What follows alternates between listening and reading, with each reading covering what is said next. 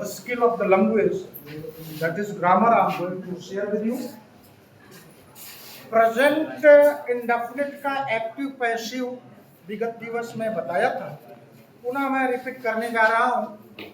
Active का मतलब होता है सक्रिय और पैसिव का मतलब होता है निष्क्रिय।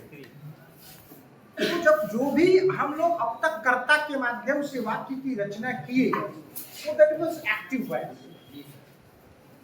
एक्टिव मात्र किसी भी परफेक्ट कंटिन्यूअस का पैसिव वॉइस नहीं बनता है और फ्यूचर कंटिन्यूअस का भी पैसिव वॉइस नहीं बनता। तो चार तो ऐसे ही क्या हो गए, घट गए। 12 में से 4 घट गए, 8 पोर्शन के ही पैसिव वॉइस बनेंगे।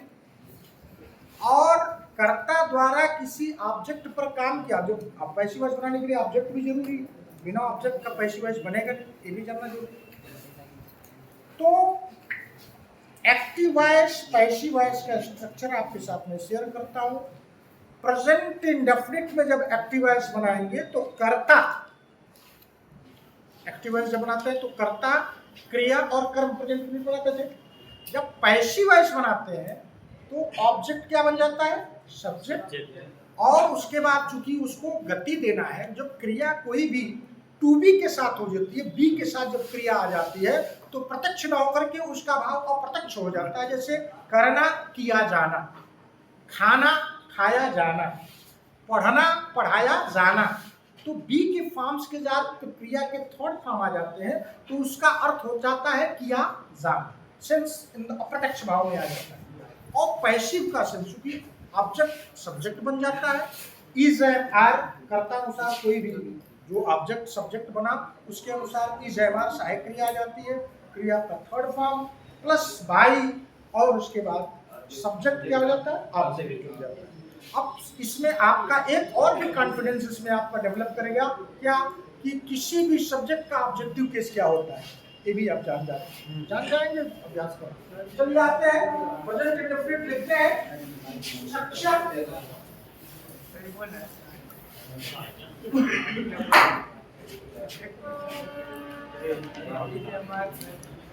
फोर में करें प्लीज स्टूडेंट्स, कोऑपरेट।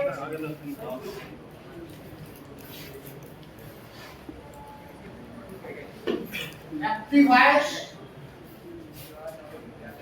आप ऑल्टरनेटिव ट्रांजिशंस का उदाहरण देते हैं, प्लस निर्भर प्लस ऑब्जेक्ट। बहुत डिटेल में जाना नहीं है, कर्तानुसार कोई वचन है तो क्रिया में यस या इस लग जाना, कॉमन सेंस की चीज है, आप क्या वाले हैं पढ़ जाइए। तो पैसिव वॉइस बनाएंगे, आता नहीं,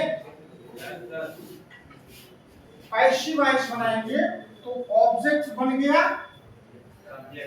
फर्स्ट में एस लगा रहा हूं आपके समझदारी के लिए, object changed into subject plus कर्तानुसार is and are plus V3 plus Y plus O post में S, O पोस्ट में S। तो I hope you are clear. I'm sharing some sentences with you. Write down and try to change into passive voice. Okay? अंग्रेजी में बोलूंगा, हिंदी में बोलूंगा?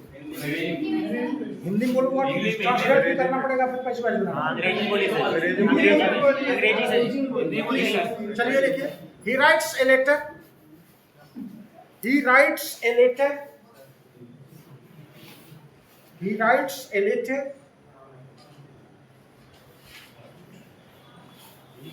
I teach you, I teach you, they play football, they play football, you write an essay, you write an essay,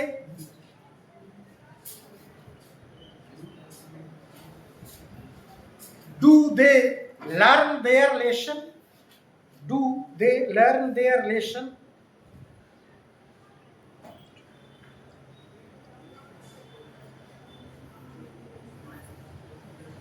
do we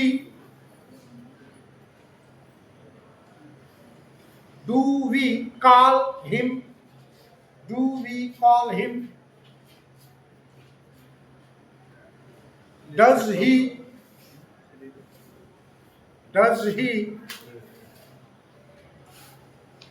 plow field, does he plow field,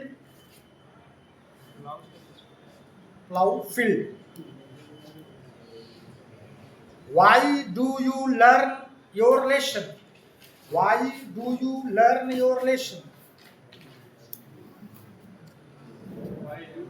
why do you learn your lesson,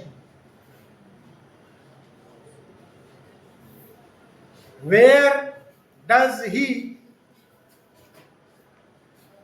sell his cow, where does he sell his cow।